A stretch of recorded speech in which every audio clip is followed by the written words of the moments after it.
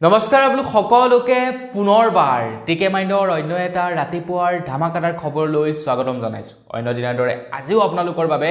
দিনটোৰ কেইবাটাও গুৰুত্বপূৰ্ণ খবৰ লৈ আহিছোঁ। ভিডিঅ'টো প্ৰথমৰ পৰা শেষলৈকে চাই থাকিব। যিদিনাখন নেকি শ্যামকানু মহন্ত সিদ্ধাৰ্থসকলক বাক্সাৰ জেললৈ লৈ যোৱা হৈছিলে, সেইদিনাখন জুবিন গাৰ্গৰ অনুৰাগীসকলে বাক্সা জিলা কাৰাগাৰৰ ফ্ৰণ্টত তেওঁলোকে প্ৰতিবাদ সাব্যস্ত কৰি আছিলে। আৰু প্ৰতিবাদ সাব্যস্ত কৰি থকাৰ সময়তে হঠাতে জিলা কাৰাগাৰৰ পৰা এজন আৰক্ষী বিষয়া ওলাই আহে আৰু সেই আৰক্ষী বিষয়াজনে জুবিন অনুৰাগীসকলৰ ওপৰত লাঠি চাৰ্জ কৰিবলৈ লাগিলে। তো এই বাতৰি হয়তো আপোনালোকে নিশ্চয়কৈ দেখিছিলে। এতিয়া সেই বাতৰি যিজন সাংবাদিকে প্ৰচাৰ কৰিছিলে, সেই সাংবাদিকজনক এতিয়া ফোন কৰি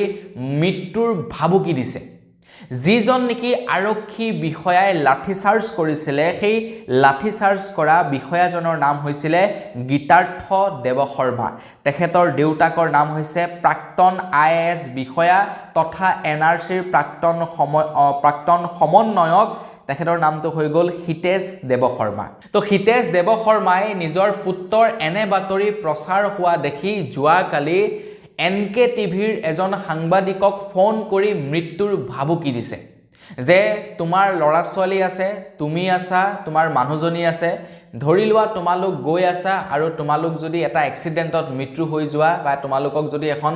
গাড়ীয়ে খুন্দা মাৰি থৈ যায়, তেন্তে তোমালোকে কি কৰিবা? মানে সাংবাদিকসকলে এতিয়া সত্য ঘটনাবিলাকো দেখাব নোৱাৰা হৈছে। সাংবাদিকসকলে এতিয়া কোনো এটা ঘটনাৰ ওপৰত ৰিপৰ্টিং কৰিবলৈ যাওঁতে ভয়ে ভয়ে যাব লগা হৈছে। কিজানিবা তেখেতৰ পাৱাৰ বহুতেই বেছি, কিজানিবা তেখেতে মোৰ ওপৰত উল্টা কিবা এটা একশ্যন লৈয়ে লয়। কাৰণ আমি বহু দিনৰে পৰা অসমত দেখি আহিছোঁ যে বিভিন্নজন লোকে অসমৰ সাংবাদিকসকলৰ ওপৰত প্ৰত্যক্ষ বা পৰোক্ষভাৱে বিভিন্ন ধৰণৰ হেঁচা প্ৰয়োগ কৰি আহিছে, যাৰ বাবে নেকি সাংবাদিকসকলে আজিকালি সত্য ঘটনাবিলাক দেখাবলৈ ভয় কৰা হৈছে। তো এই সম্পৰ্কত অসমৰ মুখ্যমন্ত্ৰী ডক্টৰ হিমন্ত বিশ্ব শৰ্মাদেৱে কৈছে যে তেখেতৰ বিৰুদ্ধে ইতিমধ্যে গোচৰ ৰুজু কৰা হৈছে আৰক্ষীৰ ওচৰত, আৰু আৰক্ষীয়ে যি ব্যৱস্থা লয় সেইটো ল'ব পাৰে। তো সাংবাদিকজনে ইতিমধ্যে গোচৰ ৰুজু কৰিছে NRCৰ প্ৰাক্তন সমন্বয়ক হিতেশ দেৱশৰ্মাৰ ওপৰত। ভাবি চাওক আপোনালোকে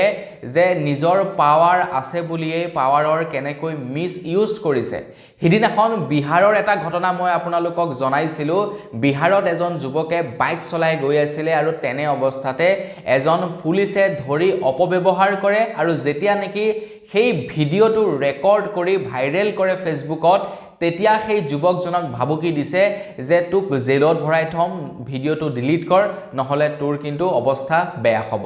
মুঠৰ ওপৰত পাৱাৰ থাকিলে বুলিয়েই পাৱাৰৰ মিছ ইউজ কৰাটো একেবাৰে বেয়া কথা। তো এইবিলাক হ'বলৈ পাইছে কিয়? এইবিলাক হ'বৰ বাবে, এইবিলাক কৰিবৰ বাবে সাহস পাইছে কিয়? সেইটো এটা ডাঙৰ প্ৰশ্ন। তো কি ক'ব আপোনালোকে গোটেই ঘটনাৰাজিৰ ওপৰত কমেণ্ট ছেকশ্যনত লিখি থৈ যাব। আগবাঢ়িছোঁ ইয়াৰ পাছৰ খবৰ ফালে। যোৱাকালি উমা চেত্ৰীক 25 লাখ টকাৰ চেক বিতৰণ কৰে অসম চৰকাৰৰ ফালৰ পৰা।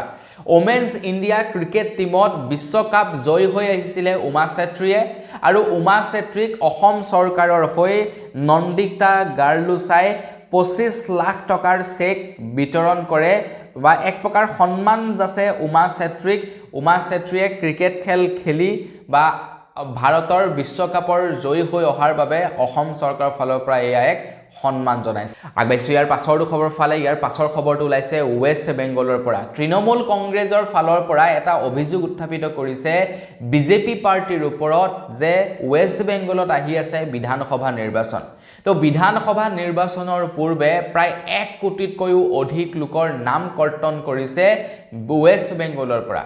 মমতা বেনাৰ্জীৰ তৃণমূল কংগ্ৰেছে কৈছে যে যিবিলাক অঞ্চলত নেকি তৃণমূল কংগ্ৰেছৰ ছাপোৰ্টাৰৰ সংখ্যা বেছিকৈ আছে, সেই স্থানবিলাকৰ পৰা চতুৰভাৱে নিৰ্বাচন আয়োগে নাম কৰ্তন কৰা বুলি উল্লেখ কৰিছে বৰ্তমান সময়ত SIR হৈ আছে বিভিন্ন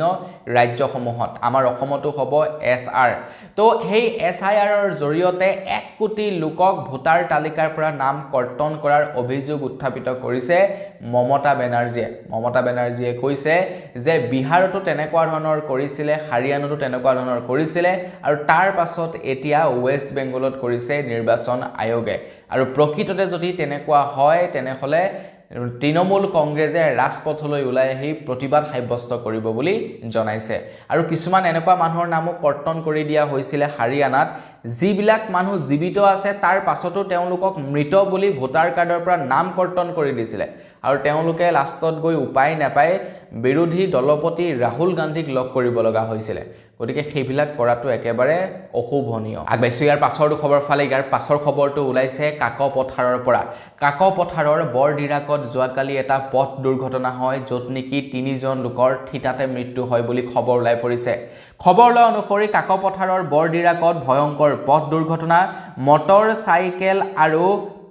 ট্ৰেইলাৰৰ মাজত সংঘৰ্ষ হয় দুৰ্ঘটনাত 3 জন লোকৰ মৃত দীপাংকৰ মৰাণ সৰোজ ফুকন দীপজ্যোতি ফুকন নিহত আটাইৰে ঘৰ কাকপথাৰৰ লিটং বাথৈ গাঁৱত তো বন্ধু বান্ধৱীসকল এখন ট্ৰেইলাৰ আৰু এখন বাইকৰ মাজত সংঘৰ্ষ হয় বা এক্সিডেন্ট হয় আৰু য'ত নেকি 3 জন লোকৰ মৃত্যু হয় বুলি খবৰ ওলাই পৰিছে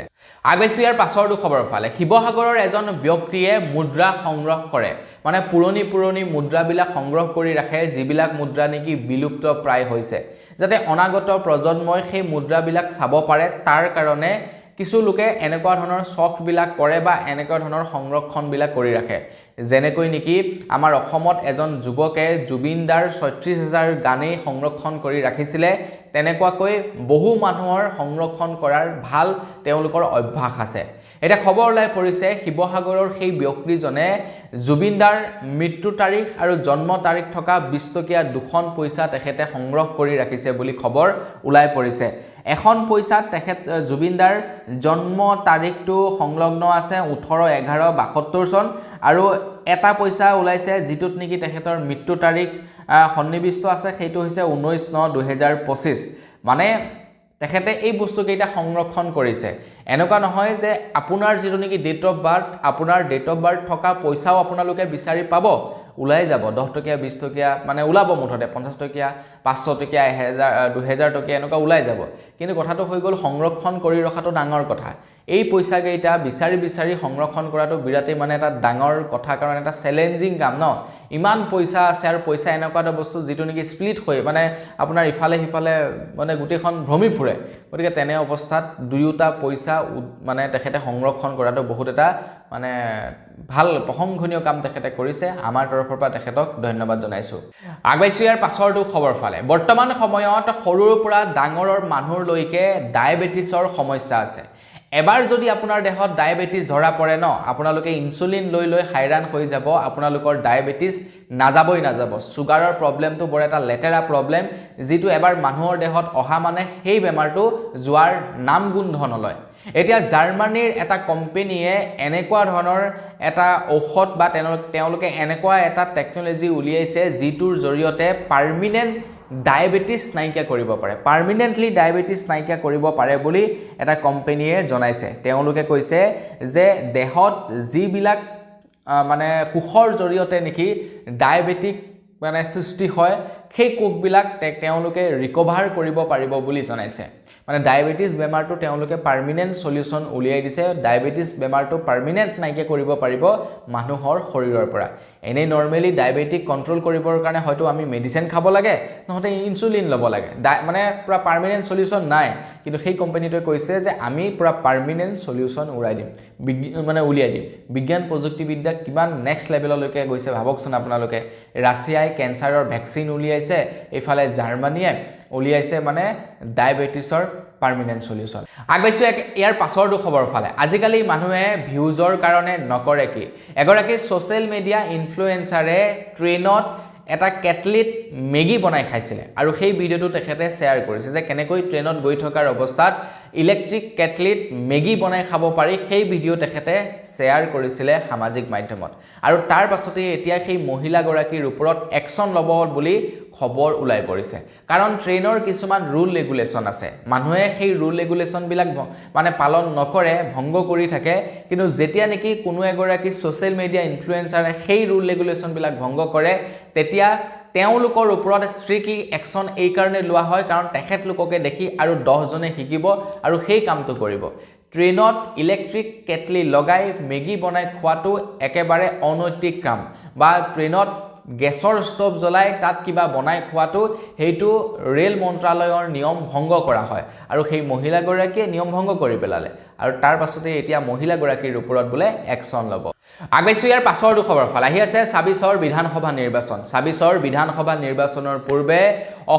অসমৰ বিজেপি পাৰ্টিয়ে লৈছে এটা বৃহৎ সিদ্ধান্ত এইবাৰ বিজেপি পাৰ্টিয়ে অসমৰ বিধানসভাত প্ৰায়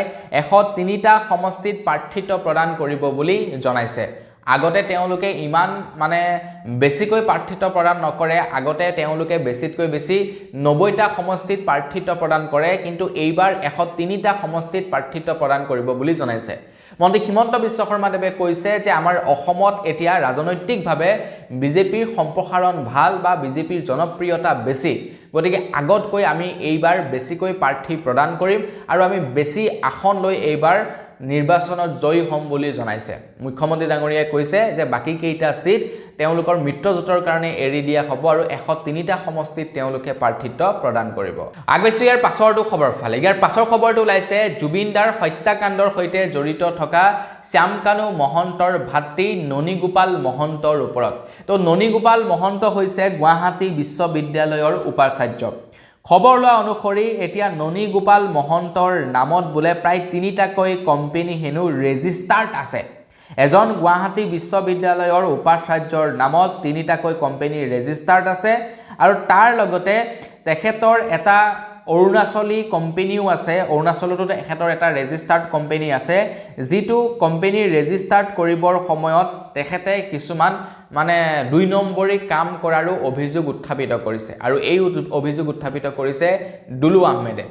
দুলু আহমেদে কৈছে যে তেখেতলোকৰ ওপৰত ইমানখিনি অভিযোগ আছে তাৰ পাছতো শ্যামকানু মহন্তৰ সৈতে তেখেতৰ সম্পৰ্ক বা জুবিনদাৰ হত্যাকাণ্ডৰ সৈতে সম্পৰ্ক থকা শ্যামকানু মহন্তৰ ভাতৃক এতিয়ালৈকে এছআইটিয়ে কিয় জেৰা কৰা নাই এই সম্পৰ্কত প্ৰশ্ন উত্থাপিত কৰিছে আপোনাৰ দুলু আহমেদে মানে কথাবিলাক ভাবিব লগা কিন্তু চাওকচোন বাৰু এজন বিশ্ববিদ্যালয়ৰ উপাচাৰ্য ৩-৪টা কোম্পানী তেখেতৰ নামত ৰেজিষ্টাৰ্ড আছে মানে ৩-৪টা কোম্পানীৰ মালিক আগবাইছো ইয়াৰ পাছৰটো খবৰ ফালে আমাৰ ভাৰত দিনক দিনে এডভান্স হৈছে খবৰ লাইছে যে এতিয়া ইণ্ডিগোৱে ২০২৬ চনত লঞ্চ কৰিব ভাৰতৰ প্ৰথমখন এয়াৰ টেক্সি নিৰ্মাণ কৰিব যিখন বেটেৰীৰ দ্বাৰা চলিব মানে আমি বৰ্তমান সময়ত এঠাইৰ পৰা আন এঠাইলৈ যাবৰ কাৰণে হেলিকপ্টাৰ প্লেন বা আমি ট্ৰেইন নহলে গাড়ী এইকেইটা মাধ্যম ব্যৱহাৰ কৰিব পাৰো কিন্তু আজিকালি কি হয় আপোনালোকে মানে যথেষ্ট পইচা ভৰিব লাগে বা ধৰি লওক এঠাইৰ পৰা আন এঠাইলৈ যাবৰ কাৰণে যদি ওচৰ হয় আমি গাড়ীতে যাওঁ বা আমি বাছত যাওঁ নতুবা ধৰি লওক আমি ৰেলত যাওঁ হেলিকপ্টাৰ প্লেন আমি খুব কম ব্যৱহাৰ কৰোঁ কিন্তু এতিয়া এয়াৰ টেক্সি ওলাব যেনেকৈ নেকি আমি পল্টন বজাৰৰ পৰা চানমাৰীলৈ যাবৰ কাৰণে উবেৰ ৰেপিডো বুক কৰোঁ ঠিক তেনেকৈ আপোনালোকে সেই হিমানকন জায়গা যাবৰ কাৰণে এতিয়া এয়াৰ টেক্সি বুক কৰিব পাৰিব মানে হেলিকপ্টাৰ বুক কৰিব পাৰিব সৰু সৰু হেলিকপ্টাৰ আহিব য'ত নেকি আপোনালোকে উঠি যাব পাৰিব আৰু কষ্টিংটো অকণমান বেছি হ'ব বাৰু কিন্তু ২৬ চনত এয়াৰ ইণ্ডিয়াই লঞ্চ কৰিব বুলি জনাইছে আগবাইছো ইয়াৰ পাছৰটো খবৰ ফালে ভাৰতীয় ডাক সেৱাই জুবিন দাক শ্ৰদ্ধাঞ্জলি জনাই বা জুবিন দাক সন্মান জনাই মুকলি কৰিছে জুবিন গাৰ্গৰ ফটো সম্বলিত বিশেষ পোষ্ট কাৰ্ড আৰু এই কথা জনাইছে ভাৰতীয় ডাক বিভাগৰ তৰফৰ পৰা মানে জুবিন দাক সন্মান জনাইছে কেন্দ্ৰ চৰকাৰৰ ফালৰ পৰা আৰু সন্মান জনাই বিশেষ ডাক পোষ্ট মুকলি কৰিছে বুলি জনাইছে আগবাইছো ইয়াৰ পাছৰ খবৰ ফালে ইয়াৰ পাছৰ খবৰটো ওলাই পৰিছে কেলিফৰ্নিয়াৰ পৰা কেলিফৰ্নিয়াৰ এটা কোম্পানীয়ে নিৰ্মাণ কৰি উলিয়াইছে কৃত্ৰিম ছাল মানে আমাৰ এই যে হাতৰ ছালখন বা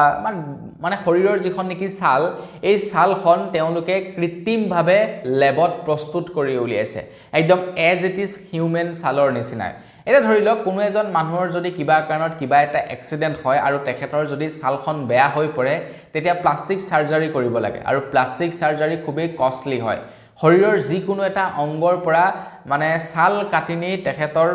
হাতখনত বা যতেই যি মানে ঘাইল হ'ব তাত তেওঁলোকে লগাইগে কিন্তু এতিয়া কেলিফৰ্নিয়াৰ এই কোম্পানীটোৱে লেবত প্ৰস্তুত কৰি উলিয়াব স্কিন মানুহৰ ছাল প্ৰস্তুত কৰি উলিয়াব যি ছাল নেকি শৰীৰৰ অন্য এটা স্থানৰ পৰা নকটাকৈ লগাব পাৰিব বুলি জনাইছে দেখিছে টেকনলজি কিমান এডভান্স হৈছে আগবাইছো ইয়াৰ পাছৰ খবৰ ফালে 21 আৰু 22 ডিসেম্বৰত আমাৰ অসমলৈ আহিব অমিত শাহ ডাঙৰীয়া খবৰ লাই পৰিছে 21 আৰু 22 ডিসেম্বৰত নগাঁৱলৈ আহিব গৃহমন্ত্ৰী অমিত শাহ ডাঙৰীয়া অমিত শাহে মুকলি কৰিব বটৰদৱাৰ থানৰ নতুন প্ৰকল্প নগাঁৱত এই মন্তব্য মন্ত্ৰী কৃষ্ণেন্দু পালৰ বটৰদৱাৰ নতুন প্ৰকল্প সন্দৰ্ভত অনুষ্ঠিত হৈছে এই পৰ্যালোচনাৰ বৈঠক আৰু কৈছে যে মানে বটৰদৱাৰ যিনেকি কাম চলি আছে তো তাৰ বাবে আহিব তেখেত গৃহমন্ত্ৰী আহিব অমিত শাহ ডাঙৰীয়া আগবাইছো ইয়াৰ পাছৰটো খবৰ ফালে আমাৰ অসমৰ এতিয়া পাৱাৰ উৎপাদন ব্যৱস্থাটো আদানীৰ হাতলৈ দিব আদানীয়ে এতিয়া আমাৰ অসমত নিৰ্মাণ কৰিব প্ৰায় 3200 মেগাৱাটৰ তাপ বিদ্যুৎ প্ৰকল্প যাৰ জৰিয়তে নেকি 2025ৰ বিদ্যুৎ নীতি সংশোধন কৰি আমাৰ অসমে এতিয়া আদানীৰ পৰা বিদ্যুৎ ক্ৰয় কৰিব আৰু গোটেই বিদ্যুৎ উৎপাদন ব্যৱস্থাটো আদানীক গতাই দিব বুলি এটা খবৰ ওলাই পৰিছে আৰু যোৱা কালি এই সন্দৰ্ভতে যিসকল নেকি আমাৰ অসমৰ বিদ্যুৎ কৰ্মচাৰী আছে তেওঁলোকে যোৱা কালি প্ৰতিবাদ সাব্যস্ত কৰে বুলি খবৰ ওলাই পৰিছে তো এটা ব্যক্তিগত খণ্ডৰ হাতলৈ গুচি যোৱাৰ লগে লগে কি হ'ব ঘটনাটো এনেকুৱা হ'ব যে মোৰ প্ৰয়োজন হোৱা নাই কৰ্মচাৰী মই নাৰাখো এনেকুৱা কথা আহি পৰে ঢেৰ কিবা কিবি চাকৰি কৰ্তন হ'ব পাৰে কিবা কিবি হ'ব পাৰে তো তাৰ কাৰণে এতিয়া এক ভয় আহি পৰিছে বিদ্যুৎ কৰ্মচাৰীসকলৰ বাবে যাৰ কাৰণে নেকি যোৱা কালি এই প্ৰতিবাদ সাব্যস্ত কৰা দেখিবলৈ পোৱা গৈছে তেওঁলোকে কৈছে যে অসম চৰকাৰে যি সিদ্ধান্ত লৈছে সেয়া বাতিল কৰক যি নেকি 2025ৰ বিদ্যুৎ নীতি সংশোধন কৰিছে সেয়া বাতিল কৰিবৰ কাৰণে যোৱা কালি প্ৰতিবাদ সাব্যস্ত কৰা দেখা গ'ল আমাৰ অসমৰ বিদ্যুৎ কৰ্মচাৰীসকলে আগবাইছো ইয়াৰ পাছৰটো খবৰ ফালে 2014 চন অৰ্থাৎ যেতিয়া নেকি কংগ্ৰেছৰ চৰকাৰ আছিল আমাৰ অসমত সেই সময়ছোৱাত আমাৰ ভাৰতীয় মুদ্ৰাৰ দাম আমেৰিকান ডলাৰৰ তুলনাত 60 টকা আছিল অৰ্থাৎ আপোনালোকে যদি 60 টকা এটা দিয়ে তেতিয়াহে আমেৰিকাৰ $1 এটা লাভ কৰিছিল কিন্তু আমাৰ ভাৰতৰ মুদ্ৰাৰ দাম এতিয়া ইমানেই কমিলে গৈ বৰ্তমান 89 টকা হৈছে গৈ অৰ্থাৎ আপোনালোকক যদি আমেৰিকান $1 এটা লাগে তেন্তে আপোনালোকে 89 টকা পে কৰিব লাগিব ভাৰতীয় পইচা তাৰ পাছতে আপোনালোকে আমেৰিকাৰ $1 এটা লাভ কৰিব মানে আমাৰ ভাৰতৰ অৰ্থনীতি মানে ডাউন হৈছে বুলি ক'ব পাৰি এক প্ৰকাৰে এটা খবৰটো হৈছে এনে ধৰণৰ 2014 চনত যেতিয়া নেকি আমাৰ ভাৰতীয় মুদ্ৰাৰ দাম 60 টকা হৈ আছিল সেই সময়ত আমাৰ ভাৰতবৰ্ষৰ একাংশ সেলিব্ৰিটিয়ে কংগ্ৰেছ পাৰ্টিক ট্ৰোল কৰিছিল একাংশ সেলিব্ৰিটিয়ে সেই সময়ৰ প্ৰধানমন্ত্ৰীক ট্ৰোল কৰিছিল হাঁহিছিল কিন্তু এতিয়া মুদ্ৰা হৈ গৈছে 89 টকা কিন্তু সেইখিনি সেলিব্ৰিটি নিমাত হৈ বহি আছে এই সেলিব্ৰিটিখিনিয়ে এতিয়া এখাৰো মাত মতা নাই কিয় কি কাৰণে এয়াই হৈছে পলিটিক্স আগবাইছো ইয়াৰ পাছৰটো খবৰ ফালে ভাৰতৰ সৈতে আমেৰিকাৰ এক বুজাবুজি হৈছিল এক চুক্তি হ'ব লগা হৈছিল প্ৰায় $3 বিলিয়ন টকাৰ য'ত নেকি আমাৰ ভাৰতে আমেৰিকাক প্ৰায় 8ৰ পৰা 12খন সুখোই বিমান দিব বুলি খবৰ ওলাইছিল মানে আমাৰ ভাৰতৰ পৰা প্ৰায় 8ৰ পৰা 12খন সুখোই বিমান ক্ৰয় কৰিলেহেঁতেন আমেৰিকাই এতিয়া হয়তো ক্ৰয় কৰে নে নকৰে নাজানো বাৰু ভৱিষ্যতলৈ কিন্তু ক্ৰয় কৰাৰ কথা উল্লেখ কৰি আছিল তো যাৰ বাবে নেকি আমেৰিকাত সুখোই বিমানৰ এয়াৰ শ্ব' আছিল আৰু দুৰ্ভাগ্যজনকভাৱে যোৱাকালি এয়াৰ শ্ব'ৰ সময়তে এখন সুখোই বিমান ক্ৰেশ হৈ যায় আৰু সেই বিমানখনৰ ভিতৰত থকা পাইলটজনৰ মৃত্যু হয় বুলি খবৰ ওলাই পৰিছে এতিয়া এনেকুৱা ধৰণৰ ঘটনা হোৱাৰ পাছত সুখোই বিমান ক্ৰয় কৰে নে নকৰে নাজানো আৰু কিন্তু এটোটা খুবেই দুৰ্ভাগ্যজনক কথা আগবাইছো ইয়াৰ পাছৰটো খবৰ ফালে যিসকলৰ নেকি ৰেচন কাৰ্ড আছে ৰেচন কাৰ্ড থকা লোকসকলে এতিয়া এই 5খন আঁচনিৰ সুবিধা লাভ কৰিব বুলি জনাইছে মন্ত্ৰী হিমন্ত বিশ্ব শৰ্মাদেৱে 5খন আঁচনি যেনে 5 লাখ টকাৰ বিনামূলীয়া চিকিৎসা সেৱা 1250 টকাৰ অৰুণোদয় আঁচনিৰ ধন প্ৰতিজন ব্যক্তিয়ে 5 কেজিকৈ চাউল মচুৰ দালি চেনি নিমখ 1 কেজিকৈ ৰাজসাহায্যযুক্ত ৰন্ধন গেছ আৰু অৰুণোদয় আঁচনিৰ হিতাধিকাৰীসকলে 250 টকাকৈ এক্সট্ৰাকৈ গেছ ভৰাবৰ বাবে এই 5খন আঁচনিৰ সুবিধা লাভ কৰিব যিসকলৰ নেকি ৰেচন কাৰ্ড আছে আগবাইছে একেবাৰে শেষৰটো খবৰ ফালে আমাৰ অসমে এডভান্টেজ 2.0 ৰ জৰিয়তে বিভিন্ন কোম্পানীবিলাকৰ লগত চুক্তি স্বাক্ষৰিত হৈছে আমাৰ অসমত এতিয়া বিভিন্ন কোম্পানীসমূহে ইনভেষ্ট কৰিব এটা খবৰ লাইছে জাগিৰোডত কেবাটাও বৃহৎ প্ৰকল্প হৈ আছে খবৰ অনুসৰি য'ত নেকি প্ৰায় 1.2 লাখ লোকে চাকৰি পোৱাৰ সম্ভাৱনা আছে বুলি খবৰ লাই পৰিছে খবৰ অনুসৰি জাগিৰোডৰ বেচৰকাৰী খণ্ডত সম্ভাৱ্য বিনিয়োগ প্ৰায় 48,000 কোটি টকা 48,000 কোটি টকাৰ বিনিয়োগ কৰিব কোম্পানীসমূহে কেৱল জাগিৰোডতে দেই আৰু য'ত নেকি প্ৰায় 1.2 লাখ পিপলে চাকৰি পাব বুলি জনাইছে দিয়ক ভালে হ'ব দিয়কচোন ন আপোনাৰ যিবিলাক লৰা মানে সোমাব সেইবিলাকে মোৰ মতে কিবা এটা সংস্থাপন লাভ কৰিব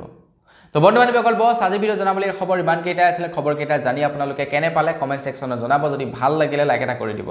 চেনেল যদি সাবস্ক্ৰাইব কৰা নাই সাবস্ক্ৰাইব কৰিব পুনৰ এটা লগ পোৱাৰ খালি ভিডিও মই কিছু ধন্যবাদ জয় অসম